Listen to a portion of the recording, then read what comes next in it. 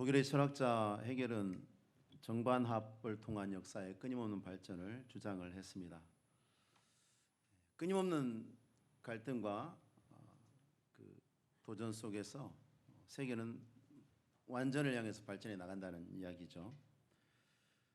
한동안은 많은 사람들이 그 견해에 감동을 받고 했습니다만 얼마 가지 않아서 20세기 초에는 이제 반박이 되어서 더 이상 이제 이 세상에서는 헤겔의 이야기를 그렇게 심각하게 받아들이지 않았습니다.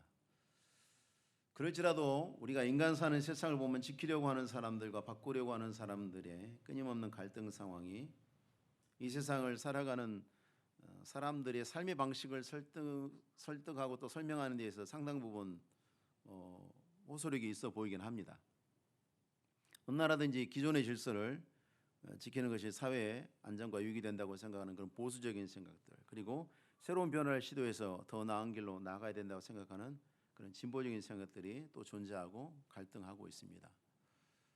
우리 사회에서 기독교를 보수적이라고 말하는데 100년 전만 해도 우리는 가장 극렬한 진보였죠.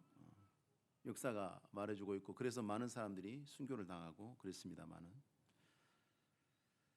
그런 갈등 속에 사회는 계속해서 존재해 왔고 지금도 그렇고 앞으로도 그럴 거예요.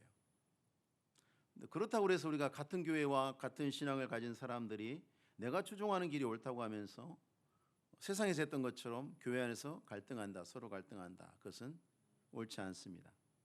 오늘 본문의 말씀의 제목과 같이 제3의 길, 하나님의 자녀는 이쪽도 저쪽도 아니고 제3의 길을 가야 하기 때문에 그렇습니다. 우리는 그 길을 믿음의 길이라고 부릅니다. 그것은 하나님을 따르는 길이고 성경이 말씀이 지시하는 길이고 예수님께서 마태에게 나를 따르라고 했을 때 마태가 어디에 앉아 있었나요? 세관에 앉아 있었죠. 마태가 앉아 있는 그 자리는 어떤 자리였냐면 유대인들이 가장 혐오하는 자리였죠. 로마인들에게 사랑받는 자리였습니다.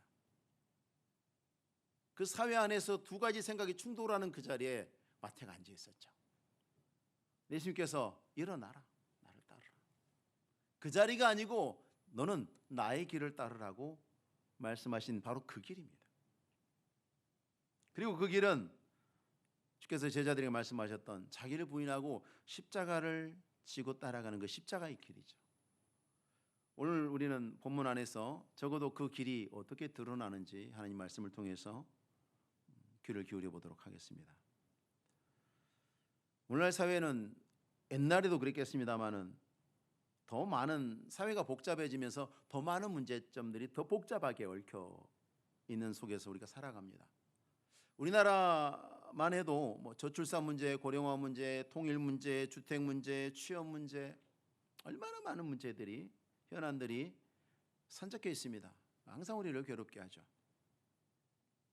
그 중에서 제일 중요한 문제는 죽느냐 사느냐의 문제죠. 죽느냐 사느냐의 문제. 만약에 아무리 사회가 막 시끄럽고 와글와글 한다 그래도 내일 서울시에 핵폭탄 하나 떨어진다 그러면 모든 문제는 모든 이슈는 다 사라질 거예요. 왜? 죽느냐 사느냐 문제만 남았기 때문에 그렇습니다. 나머지 모든 문제들은 살았을 때 해당되는 것이지 죽으면 아무 소용이 없어요. 죽은 사람이 취업 문제 걱정하겠습니까? 셰익스피어의 비극에 등장하는 그 주인공 햄릿의 대사가 그래서 유명하죠. 죽느냐 사느냐 이것이 문제로다. 다윗이 지금 죽느냐 사느냐 이 선택만 남아있는 지금 최고의 위기 상황 속에 있습니다. 기존에 이제 왕정 체제를 지키려는 사울 왕과 사울을 따르는 부하들, 그리고 반대쪽에는 변화를 도모하는 위험한 세력의 우두머리가 아니고 우두머리라고 사울 왕에게 억울하게 정죄당한 다윗이 있어요. 다윗은 전혀 그럴 생각이 없는데 사울 왕이 그렇게 정죄를 한 거죠. 그렇게 됐어요. 둘 중 하나가 죽어야 이 숨바꼭질이 끝나고 줄다리기가 끝날 거예요. 근데 상황은 다윗이 죽어야 끝날 것처럼 흘러가요. 지금 국가 체제를 장악하고 군대를 통제하고 있는 사울 왕이 절대적으로 유리해 보이는 그런 줄다리기죠. 이쪽에는 600명 있고 이쪽에는 최정예 병력만 뽑았는데 3,000명이에요. 상대가 안 되는 줄다리기죠. 결과가 뻔히 보입니다. 자, 이런 갈등 상황을 피하기 위해서 다윗은 도피 생활을 선택했지만 집요한 사울이 추격을 해왔기 때문에 다윗은 더 궁지에 몰리고 이제는 선택의 여지가 없는 한계 상황에 도달한 겁니다. 우리가 이런 상황들을 보면서 항상 마음에 잊지 말아야 하고 또 각오하고 있어야 되고 예측해야 되는 일이 하나 있습니다. 사람이 절대절명의 위기 상황에 처하게 되면 반드시 등에 칼을 꽂는 기회주의자가 항상 모습을 드러내요. 어디서나 그렇습니다. 언제나 그렇습니다. 여러분 주변에 없을 것 같습니까? 있어요. 반드시 있을 거예요. 그때가 되면 제 말씀이 떠오를 겁니다. 평소에는 가만히 있어서 몰라요. 근데 약해졌을 때에 이빨을 드러내는 거죠. 다윗의 문제만이 아니라 모든 사람의 똑같은 환경입니다. 지금 사울 왕에게 지금 다윗의 은신처를 2번이나 고발한 사람이 누구냐면 10사람들인데 유다 지파 사람들이에요. 당시 유다 지파 몇 명 되지 않잖아요. 이스라엘 인구가 몇 명 되지 않아요.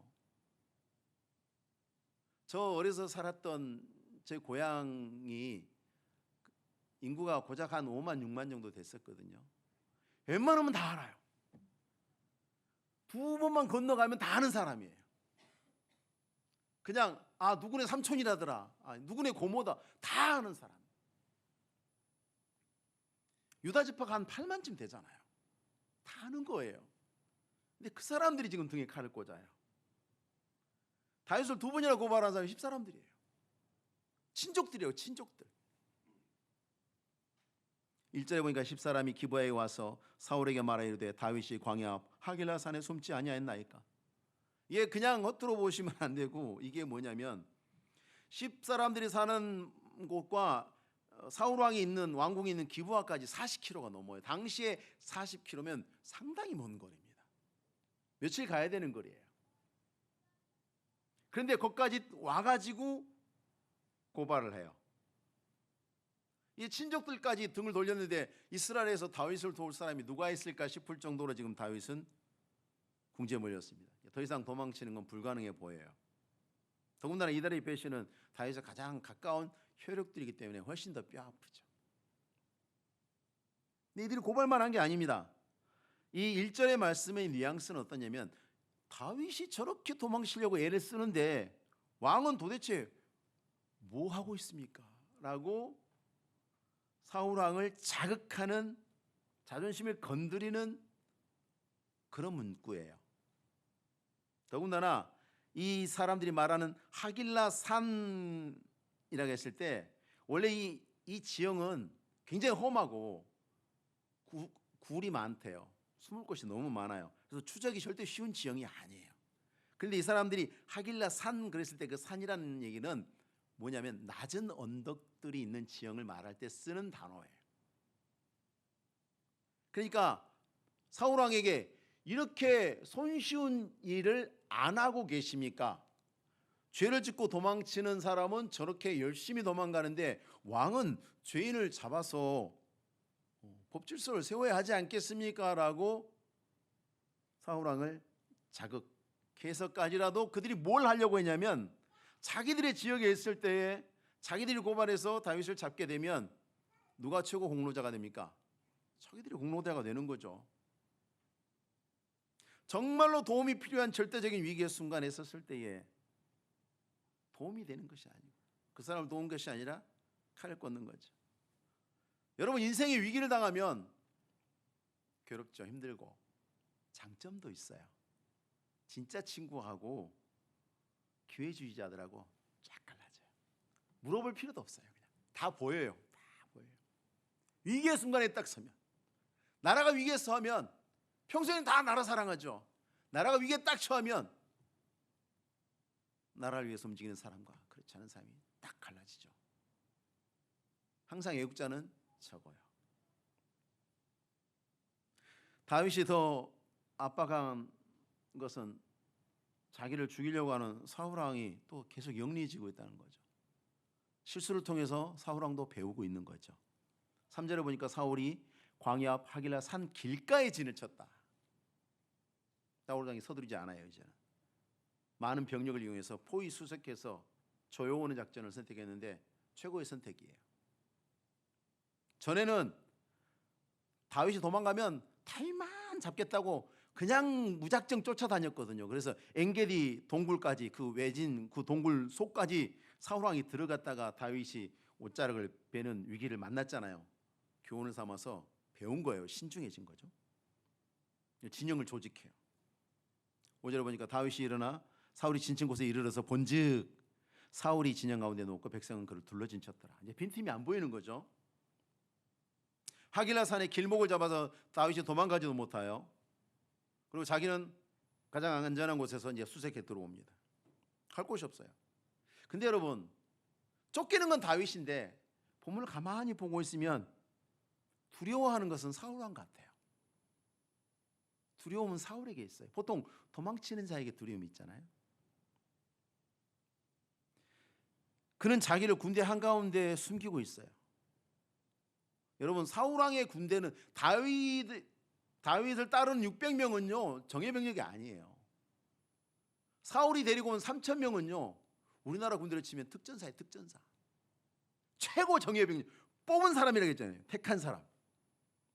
아무나 온 게 아니라 보고 선발했다는 거예요. 선발했다는 거. 뭐 키도 크고 체격도 건장하고 활도 잘 쏘고 뭐 하여튼 그런 친구들만 군대 중에서 뽑고 뽑은 거니까 특전사 3,000명인 거예요.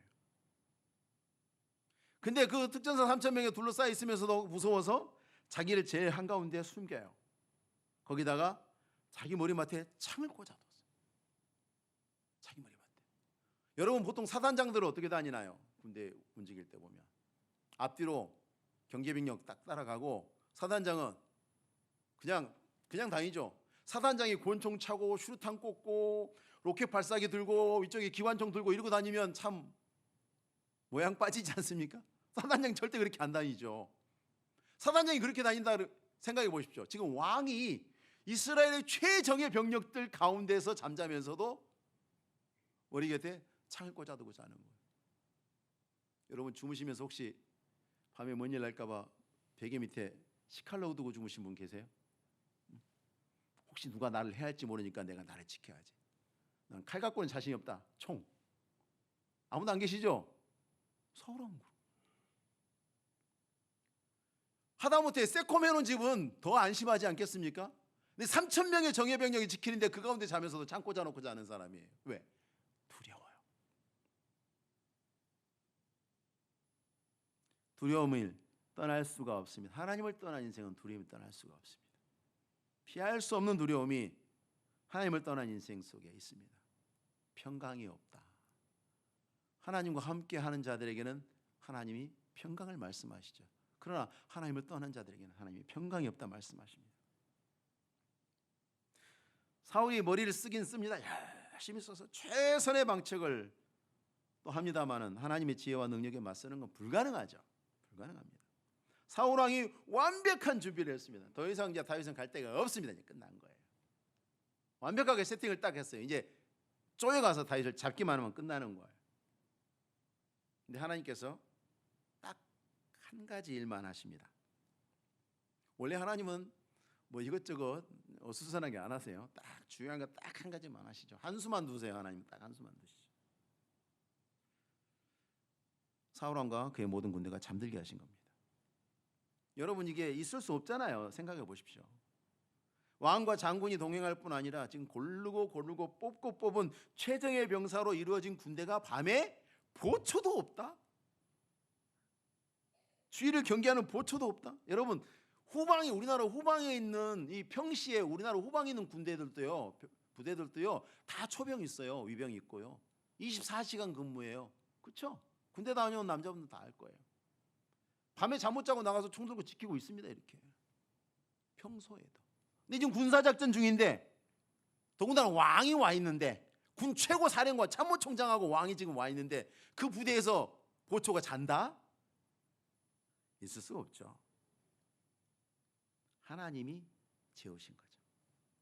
딱 한 가지를 하신 겁니다. 하나님이 개입하시고 있는 겁니다. 지금 왜 이렇게 하셨을까?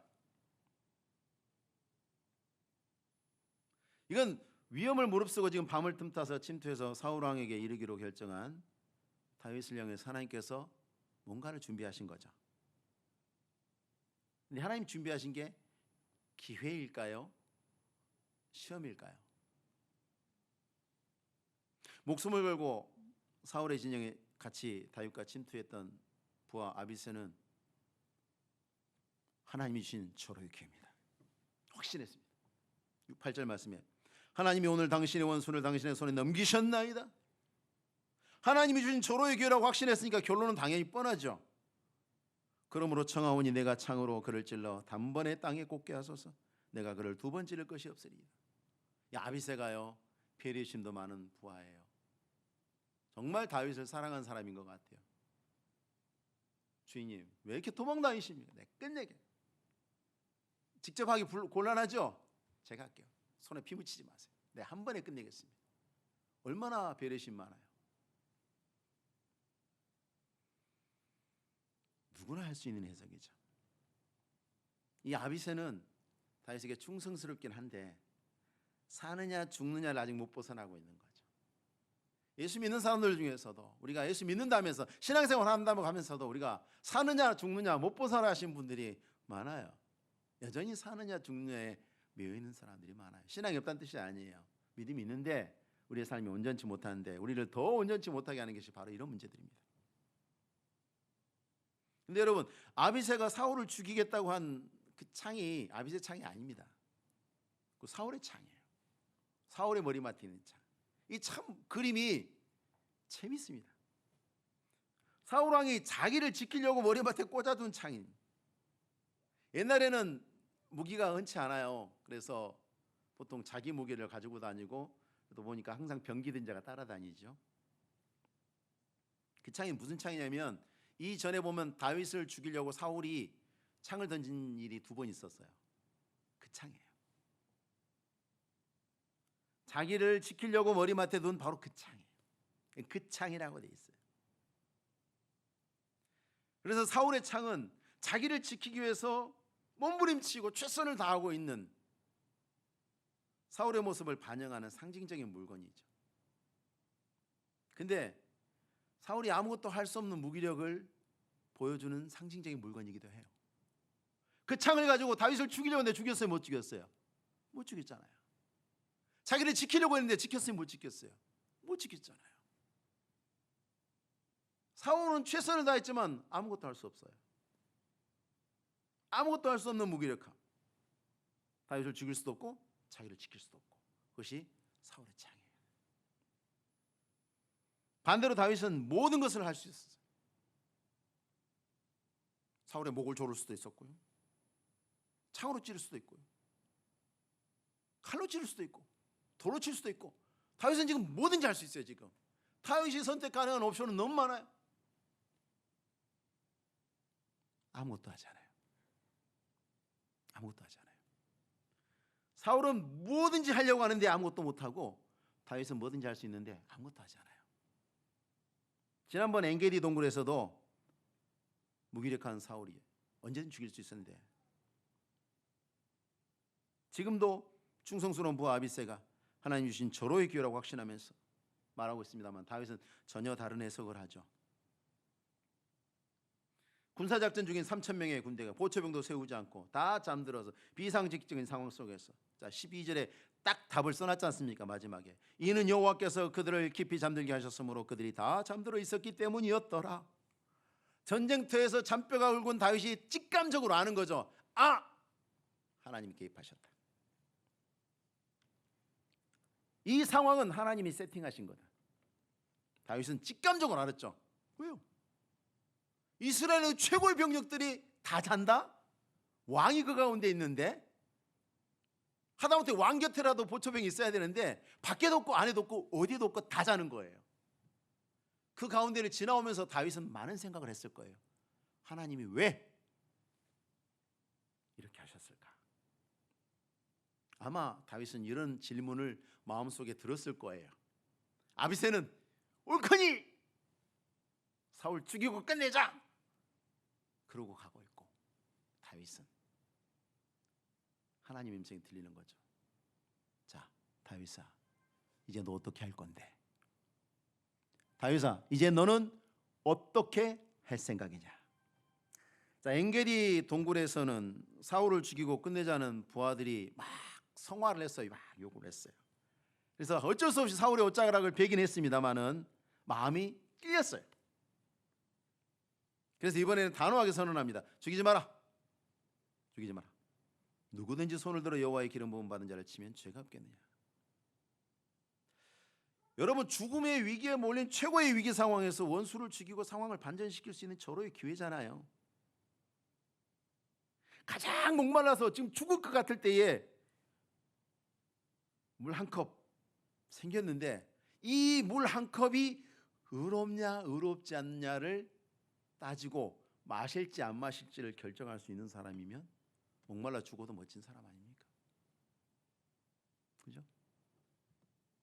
욕구에 휩쓸려가는 것이 아니라 이 물을 먹어도 되는 것인가? 이건 어디서 난 건가? 이건 내가 먹어도 되는 거냐? 라고 따지는 사람. 그 앞에서 다윗은 자신이 죽는 것도 아니고 사울을 죽이는 것도 아니고 제3의 길을 선택하죠. 내가 죽임을 당하거나 아니면 원수를 죽이고 내가 살거나 두 가지 길밖에 없다고 생각하는 사람들은 전혀 생각하지 못하는 길이 제3의 길입니다. 원수 사울왕을 살려주는 거예요. 자, 그래서 결과는 어떻게 됐습니까? 다윗도 살고 사울왕도 살죠. 둘 다 죽지 않고 살아있습니다. 다윗은 기름 부은 받은 자를 죽이지 않음으로 죄를 피했죠. 사울은 회개할 기회를 얻었습니다. 그런 길이 있는지도 모르는 사람들 속에서 다윗이 하나님의 길이 있다, 제3의 길이 있다 보여주는 거죠. 그건 하나님의 주권을 인정하는 길이고 구원의 기회를 위한 사역이기도 합니다. 우리가 원수를 용서하고 사랑하는 것은, 또 그렇게 명령받은 것은 결과적으로 원수에게 회개하고 돌이킬 기회를 주는 것입니다. 여러분, 우리가 아무리 믿음으로 잘 살고 착하게 살고 바르게 살고 온전하게 살아도 원수가 없을 것 같습니까? 그렇게 멋지게 사신 예수님 주변에는 원수가 없었나요? 죽을 때까지 원수가 득실득실했습니다. 십자가에 못 박힐 때도 주변에 다 원수만 있었어요. 제자들 다 어디 갔어요? 예수님 따르는 자들 다 어디 갔어요? 따도망치고 원수만 남아있잖아요. 다윗이 무슨 잘못을 했어요? 사울에게. 다윗은 원수 되고자 하지 않았지만 사울이 스스로 다윗의 원수가 되고자 하고 다윗을 미워했기 때문에 다윗은 그 상황을 피할 수가 없어요. 나는 안 그러고 싶은데 사울이 나를 원수로 삼았어요. 두 사람은 관계가 어떻게 되겠습니까? 원수 관계가 된 거예요. 원수는 관계를 설명하는 거기 때문에 내가 원수 되고자 하지 않아도 상대방이 나를 원수 취급하면 두 사람의 관계는 원수 관계가 되는 거예요. 안 그렇습니까, 여러분? 여러분이 아무리 잘해도 옆집에 있는 사람, 옆집 이웃이 여러분을 죽어라고 미워하면 그 사람하고 여러분은 원수가 되는 거예요. 사람들이 봤을 땐 두 사람이 원수 관계가 되는 거예요. 피할 수 없어요. 왜 사울이 다윗을 미워했습니까?